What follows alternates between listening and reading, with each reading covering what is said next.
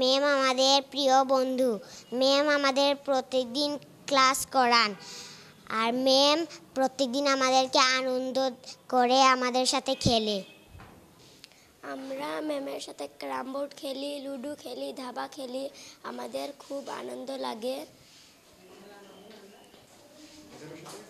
ম্যাডামের সাথে হ্যান্ডশেক করে ক্লাসে ঢুকি, আমাদের খুব ভালো লাগে। ম্যাডামের সঙ্গে ক্লাসে ঢুকি, ম্যাডাম আমাদের খুব ভালো লাগে, তার জন্য হ্যান্ডশেক করছিলাম। আমরা ম্যামের সাথে সবসময় ক্যারাম বোর্ড খেলি, লুডো খেলি, দাবা খেলি, আমরা অনেক ভালো লাগে। আমার দায়িত্বে আসার পরে বিদ্যালয়ের উন্নয়নের ক্ষেত্র হিসাবে আমি বিভিন্ন দিক যেগুলো আমি যথাসাধ্য চেষ্টা করছি পূরণ করতে।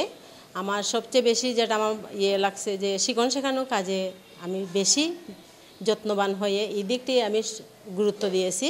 এখন আমি ভাবলাম যে ব্যতিক্রমী কিছু করা যায় কিনা ওদেরকে স্কুলমুখী করার জন্য এবং পড়াশোনায় আগ্রহী করে তোলার জন্য, যাতে ক্লাসটা তাদের কাছে খুব আনন্দের মনে হয়। তারপর ব্যতিক্রমী ভাবতে ভাবতে আমি প্রথম অনেক জিনিস দিয়ে তাদেরকে ওয়েলকাম করতাম, বেলুন দিতাম, ফুল দিতাম, চকলেট এগুলো দিতাম। তারপরে শুরু করলাম বিভিন্ন শারীরিক কসরতের মাধ্যমে তাদের সাথে বিভিন্নভাবে বিভিন্ন দিনে আমরা প্রত্যেক শ্রেণীতে এইভাবে সব টিচারে এইভাবে ওয়েলকাম করেন, যেদিন তারা যেভাবে যে অঙ্গভঙ্গিতে করতে চায় আমরা সেভাবেই তাদেরকে ওয়েলকাম জানাই ক্লাসে। এটা সাধারণত আমাদের সমাবেশের পরেই হয়ে থাকে বেশি।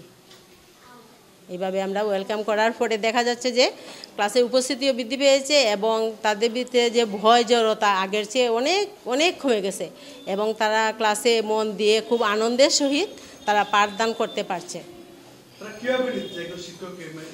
হ্যাঁ, এইভাবে ব্যতিক্রম ওয়েলকাম করার পরে তারা আমাদের সাথে খুব আন্তরিক এবং বন্ধুত্বপূর্ণ সম্পর্ক তাদের সাথে গড়ে উঠছে।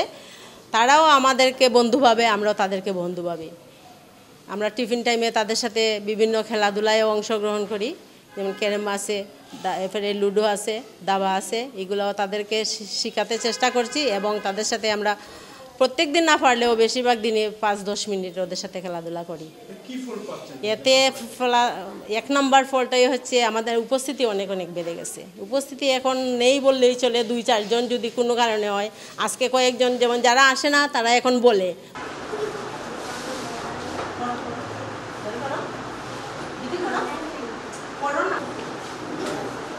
এদিকে তাকাই না,